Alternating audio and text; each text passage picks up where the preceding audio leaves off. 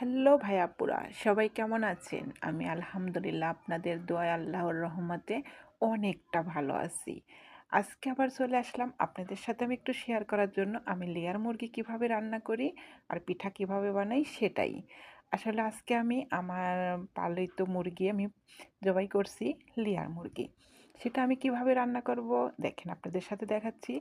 আমি প্রথমে কিন্তু মাংসটা মেখে রেখেছি। তারপরে এই যে তেলের পর পেঁয়াজটা ভাজি করে নিচ্ছিলাম আর উপরে একটু হলুদ দিচ্ছিলাম। হলুদ দিলে কি হয় জানেন?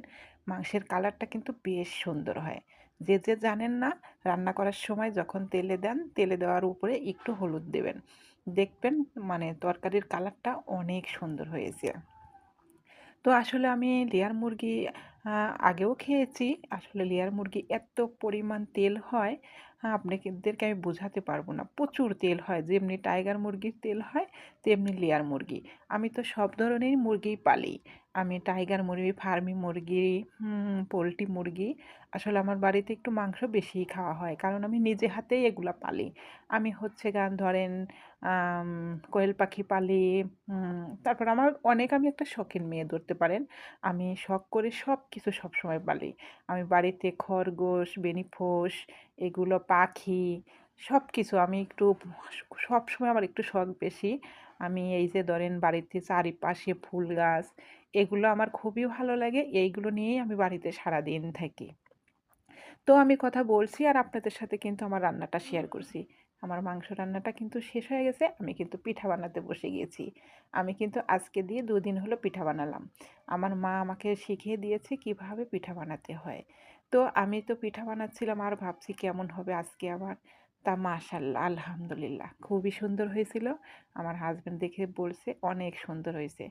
এখন থেকে তুমি দুধ পিঠাই বানাতে পারবে।" আসলেও সুন্দর হয়েছিল পিঠা বানানো।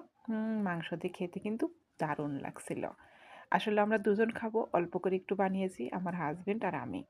আমার শাশুড়ি আম্মাও বাড়িতে নেই, তার ছেলের বাসায় গেছে। আমরা দুজন মাত্র শুধু, আর আমার একটা মাত্র সন্তান, সেও থাকে ঢাকা। বাড়িতে একদমই লোক নেই। আসলে দুজন থাকলে মানে খাওয়ার একটু দেখায় মজা বেশি হয়ে যায়।